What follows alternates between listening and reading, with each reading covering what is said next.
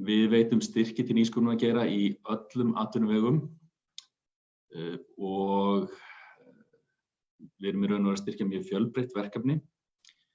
Samkeppnin hins vegar mikil, enda eru töluvert miklir fjármunir í boði. Við erum með styrki sem eru allt frá 1,5 milljón upp í allt að 70 milljónir yfir 2 ára tímabil. Sjóðurinn horfir svona til, við kalla það 3 lykilhugtaka. Það fjölbreytni. Við viljum sjá svona mörg og ólík verkefni koma inn til okkar til þess að geta ýtt svona undir atvinnulífið, það séu fleiri stoðir sem að styrkja atvinnulífið. Og jafnframt það að tímandi breytast og við náttúrulega höfum fundið fyrir því núna í þessum faraldri og það fylgir því alltaf að nýju tímar þeir þarfnast nýrra lausna og lausnina geta komið úr ýmsum áttum. Við leggjum áherslu á að framkvæmd sé raunhæf, að það sé raunhæf verkáætlun og að markmiðið sé alltaf að það sé öflug og hröð vöruþróun til þess að koma afurð vöru eða þjónustu á markað. Og svo viljum við náttúrulega sjá árangur og við viljum sjá að þeir sem leita til okkar setji markið nokkuð hátt og skili það árangri, sérstaklega menn að færa síðan í stærri og stærri styrktarflokka. Þá þurfa menn að sýna fram á árangur. Hérna má sjá svona yfirleitt yfir verkefni sem við höfum styrkt í gegnum tíðina. Xá sem þarna, þetta eru atvinnuflokkarnir. Við byggjum þetta á svona frekar óhefðbundinni flokkun. Við erum ekki með ísatflokkun sérstaklega fyrir þetta. Það hentar mjög illa fyrir verkefni sem berast í sjóðinn. En það má sjá á þessu að við erum að styrkja mjög ólíka atvinnuvegi eins og almenn verslun og þjónusta þarna há, sjávarútvegur, heilbrigðistækni, svo þarna menning, hönnun og afþreying, megnið af því til dæmis tölvuleikir, svo það orka og ýmsir aðrir geirar.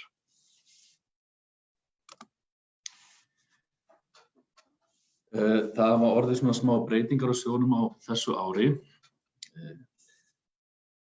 Ríkissjóður veitir okkur aukalega 700 milljónir fyrir þetta ár og stjórn sjóðsins hefur ákveðið að flýta öllu ferli á árinu. Við erum svona öllu jafna með umsóknarfresti 15. febrúar og svo 15. september. En það búið að flýta þessum haustfresti 15. september til 15. júní.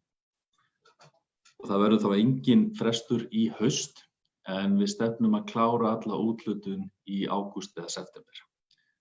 Og markmiðið þarna einfaldlega að reyna að koma peningunum eins fljótt í vinnu og hægt er.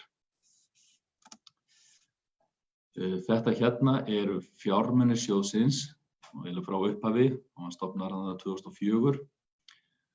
Það var töluvert mikil innspýting í sjóðinn 2016, þá fór hann upp í sirka 2,4 milljarða og hefur haldið því svona nokkurn veginn. Nema nú kemur þessi innspýting upp á 700 milljónir, þannig að hann sirka 3 milljarðar í ár. Þetta fer reyndar ekki allt í ný verkefni hjá okkur. Verkefnin sem við erum að styrkja geta verið til alltaf 3 ára og því fer hluti af þessari súlu í raun og veru í framhaldsverkefni. Það verða mörg ný verkefni sem að fá stuðning á þessu ári hjá okkur. Síðan aðeins að þeim styrktarflokkum sem við erum með innan sjóðsins. Grænleitu örvarnar hana að þetta eru styrktarflokkarnir sem við höfum verið með boði á þessu ári og þeir sem eru í boði núna fyrir næsta frest sem þá 15. júní að það eru þessar 4 neðstu. Og svo erum við alltaf með opið fyrir styrki til einkaleyfa. Og ég ætla að fara bara í gegnum hvern og einn af þessum flokkum þannig að þið geti kannski reynt að máta ykkur inn hvar þið ættuð heima. Og ég ætla að byrja aðeins að taka einkaleyfastyrkina og markmiðið þar að ýta undir að frumkvöðlar og fyrirtæki verji hugverk sitt því það alveg ástæða til þess að ýta undir að fyrirtækin hugi að því að vernda þróunarstarfið sitt. Þessi flokkur hann opinn öllum, hvort sem það eru einstaklingar, fyrirtæki, háskólar eða stofnanir. Það í raun og geta allir sem að hyggjast leggja einkaleyfi sótt til okkar fyrir kostnaði.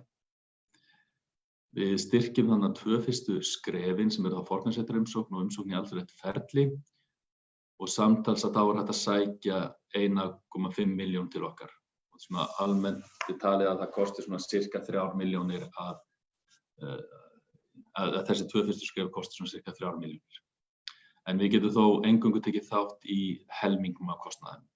Þannig að það eru 2 tök þarna á þessu. Síðan það styrkirnir sem að verða í boði 15. júní.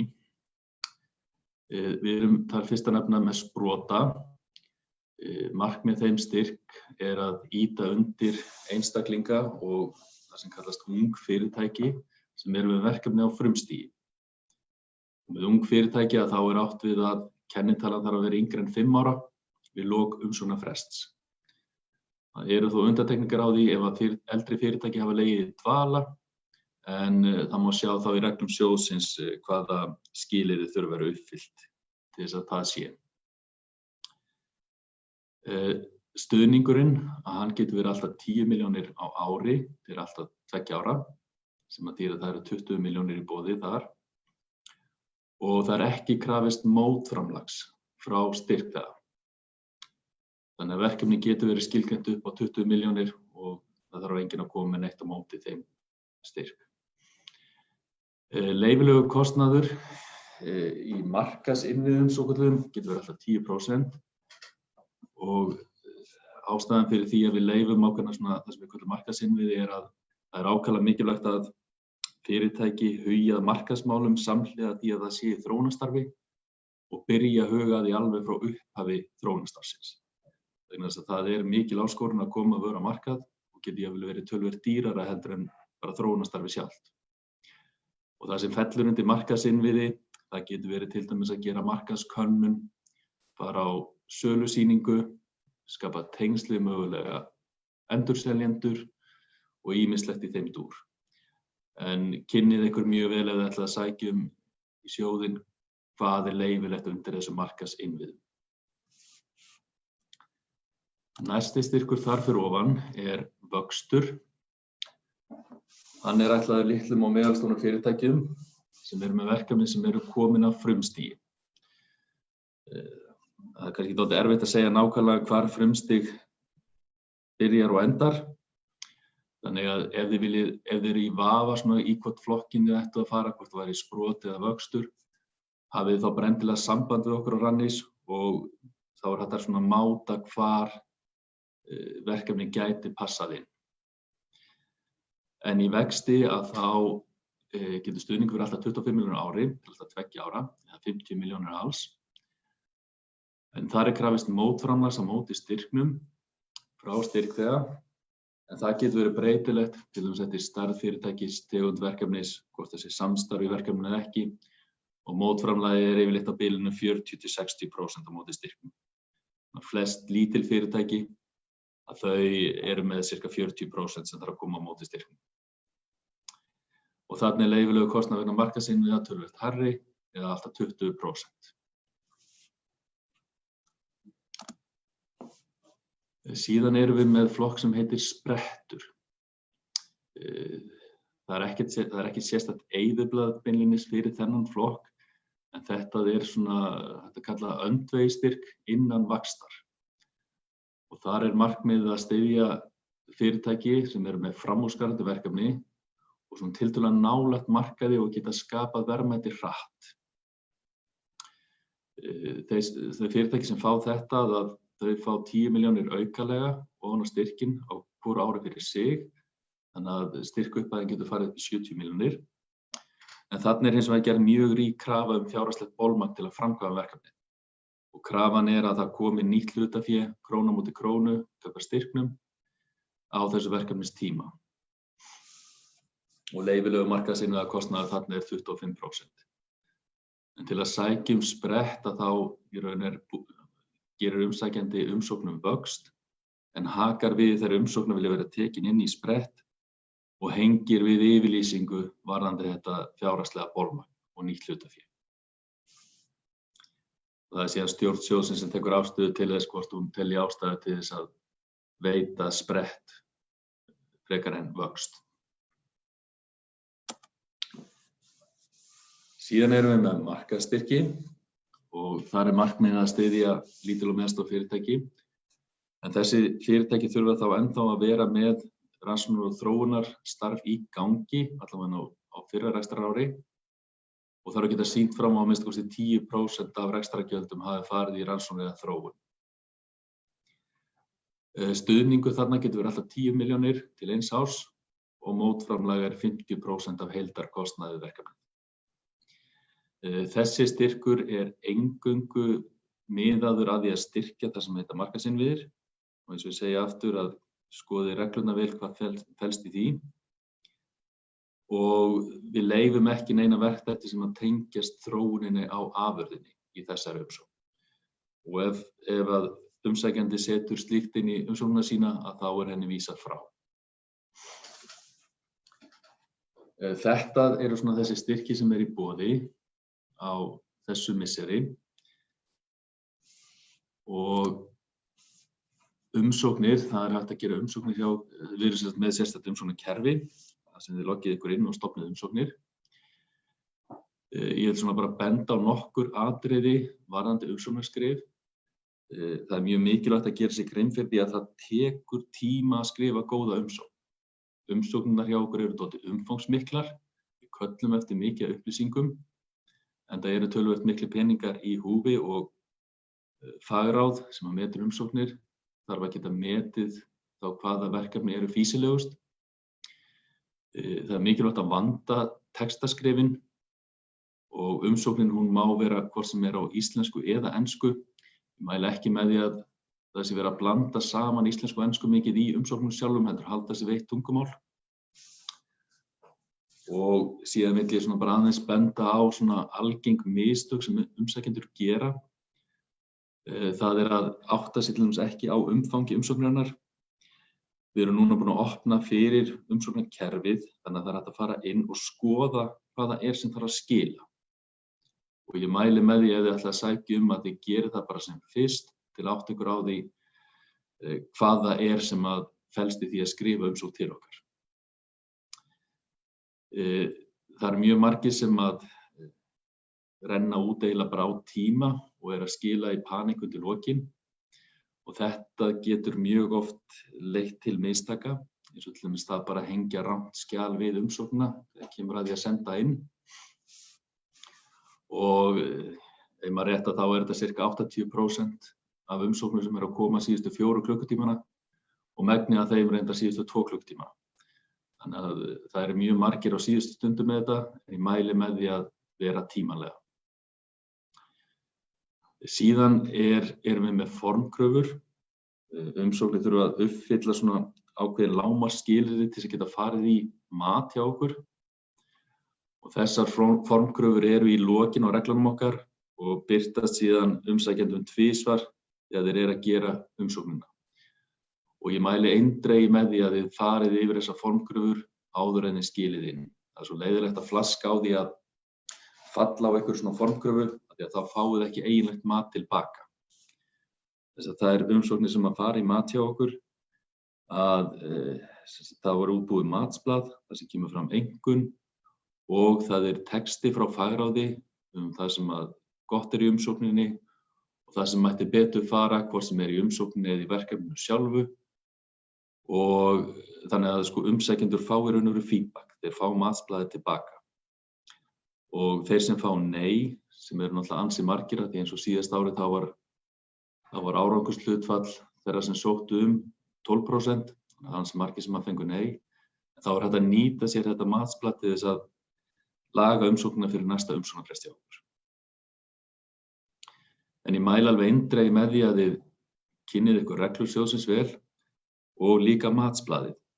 Við erum með template af matsblaðinu á vefnum okkar og þar koma fram svona allir þessi helstu punktar sem að fagráðið að horfa á þegar þeir að meta umsóknina. Þannig að það skynsamlegt að hafa það bara við hliðina á sig þegar þeir að skrifa umsóknina. Sjóðurinn með heimasíðu tths.is. Þar að finna allar helstu upplýsingar og hlekkin á umsóknarkerfi hjá okkur. Svo erum við með Facebook síðu líka. Við erum 4 sem að vinnum í sjóðnum og þarna listi yfir okkur og samt kontaktupplýsingum. Og ég hvet ykkur bara eindregið til að hafa samband við okkur. Sérstaklega þið viljið til dæmis kanna hvort að verkefni ykkar eiga heima í sjóðnum og þá kannski í hvaða styrktarflokki eða jafnvel ef eitthvað spurninga vakna þegar þið eruð að sækja. Þannig að endilega hafið samband, hvort sem í síma, tölvupósti og það líka hægt að fá fund með okkur. Þannig að það er hægt að bóka fund í gegnum tölvupósti á okkur. Þetta var sem sagt stutt yfirlit yfir Tækniþróunarsjóð. Það er bara hvort það sé einhverjar spurningar hann.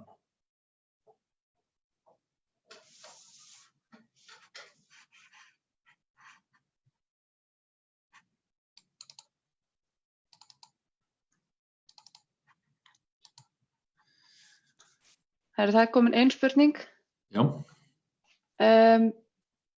Spurt tekur allt fagráðið afstöðu til umsókna sem fara í mat eða umsóknum skipt á milli einstaklinga innan fagráðsins? Já, þeim skipt á milli.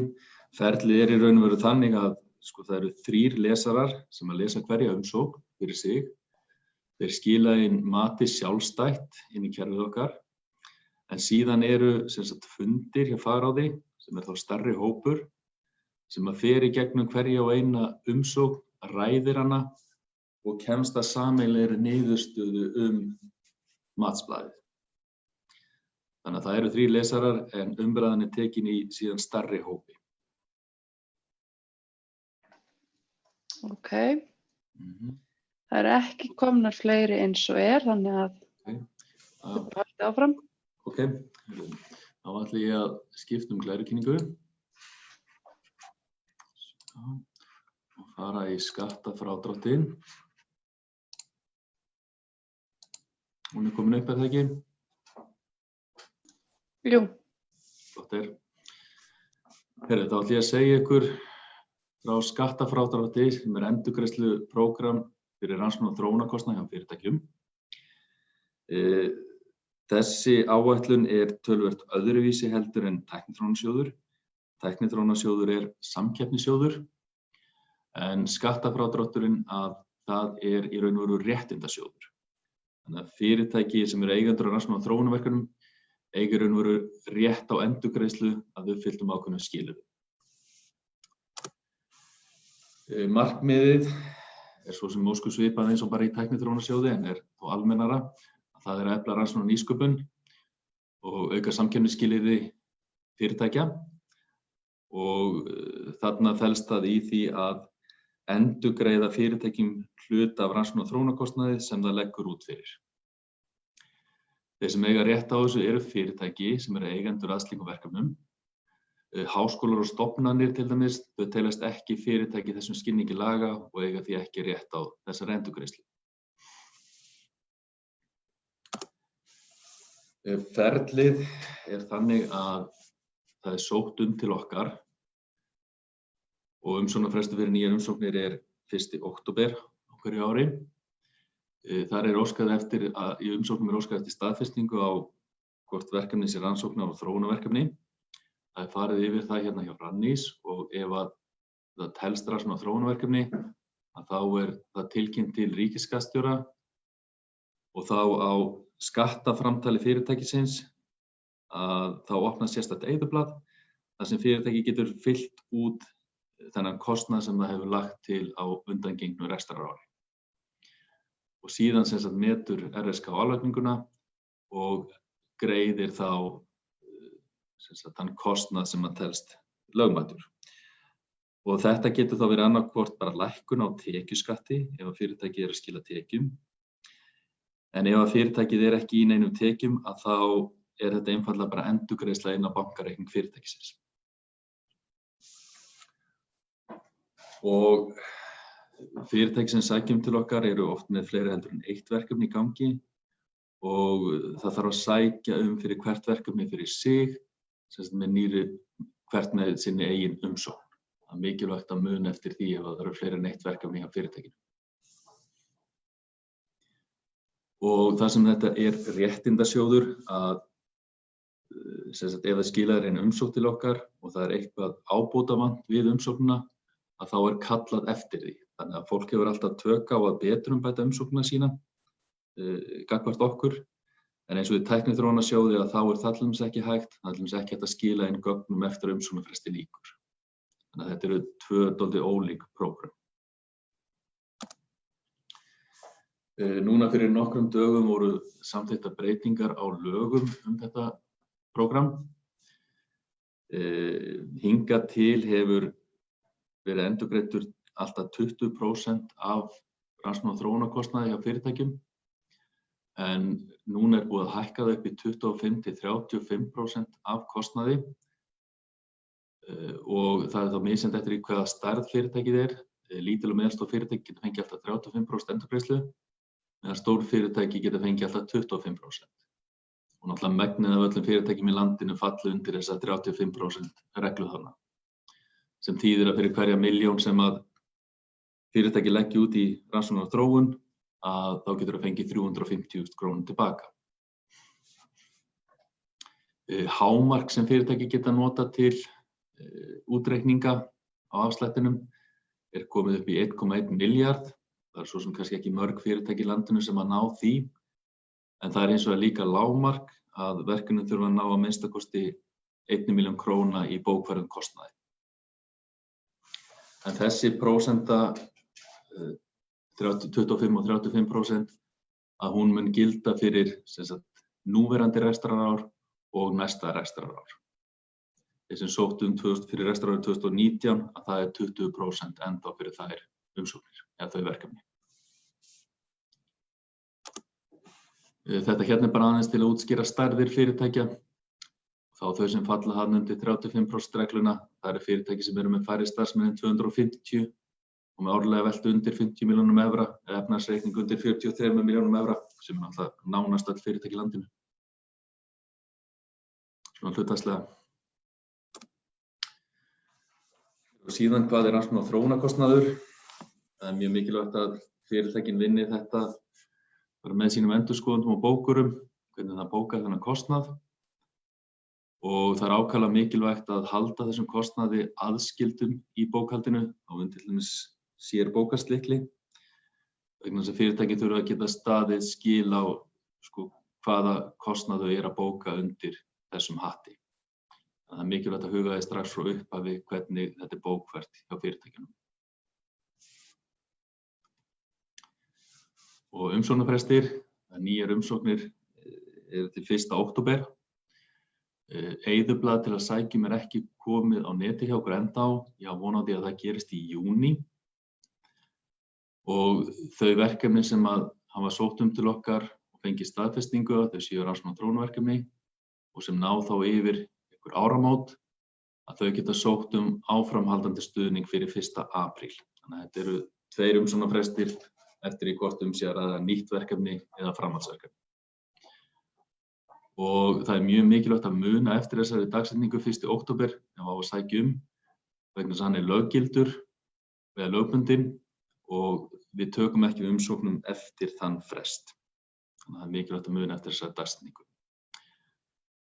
Og fyrir þá, ef það er einhverjir sem er að hlusta sem hafa sótt núna fyrir 1. apríl varðandi framhald af verkefni hjá sér, að þá er möguleiki að það þurfi að draga þær tilbaka og það þurfi að sækja upp á nýtt fyrir 1. október. Og þetta tengist þessari lagasetningu sem var verið að setja núna fyrir nokkrum dögum síðan, en það er verið að vinna í því með ráðuneytinu til að sjá hvort að það þurfi að senda inn aftur eða ekki. Og svo er hérna bara aðeins smá yfirlit yfir umfangið á þessu prógrami. Núna í síðustu álagningu, það sem var greitt út á 2019, haustið 2019 vegna rekstrarársins 2018, þá greiddi ríkið út 3,6 milljarða til fyrirtækjanna og við áætlum að við næstu álagningu sem er þá núna í haust, að þá verði greitt út sirka 5 milljarðar til fyrirtækjanna. Þannig að þetta er orðið mjög umfangsmikið prógram og að nýtast nýsköpunarfyrirtækjum ákaflega vel. Þetta var þá stutt yfirlit yfir skattafrádráttinn. Það var bara spurning hvort það séu einhverjir sem að vilja heyra meira skattinn eða þá bara Tækniþróunarsjóð. Það var komin ein spurning sem á kannski bara við bæði, en aðalega held ég Tækniþróunarsjóð. Nú var fyrir fáum árum hluti verkefna á landsbyggðinni frekar lítill. Eru frumkvöðlar á landsbyggðinni eitthvað ragari að sækja Það kann að vera, gerir mig svo sem ekki algjörlega grein fyrir því, en við höfum nú reynt að vera dugleg að vekja athygli okkar út af landi vegna þess að það eru mjög mörg góð verkefni sem hafa komið utan af landi. Það ekki vandamálið. En vissulega eru langflestar umsóknir af höfuðborgarsvæðinu. En svona árangurshlutfall umsókna sem komu utan af landi, þá á ég við sem sagt fjöldi styrkja,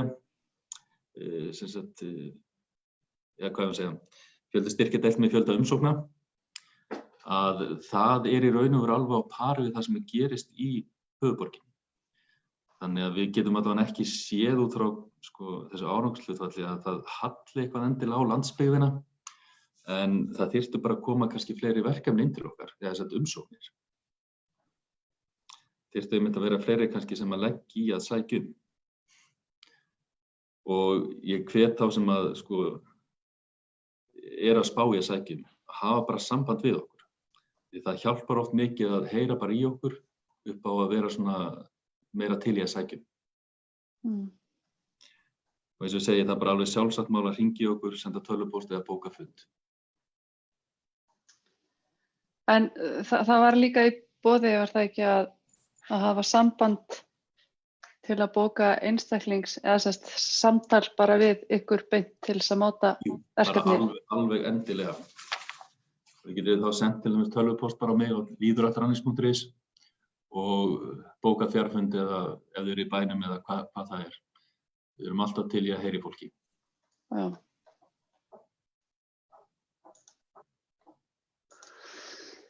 Heyrðu, þá held ég að við séum bara góði bili, það ekki? Það ekki fleiri spurningar sig. En við hvetjum bara fólk til þess að hafa samband við ykkur beint. Endilega. Þá vil ég bara fyrir hönd okkar hérna á Norðurlandi vestra þakka þér kærlega fyrir kynninguna. Já, ég bara þakka ykkur kærlega fyrir að bjóða mér upp á að kynna þetta fyrir ykkur og þeir sem að hlustuðu, takk bara kærlega fyrir. Herri, takk kærlega. Takk, já, þess.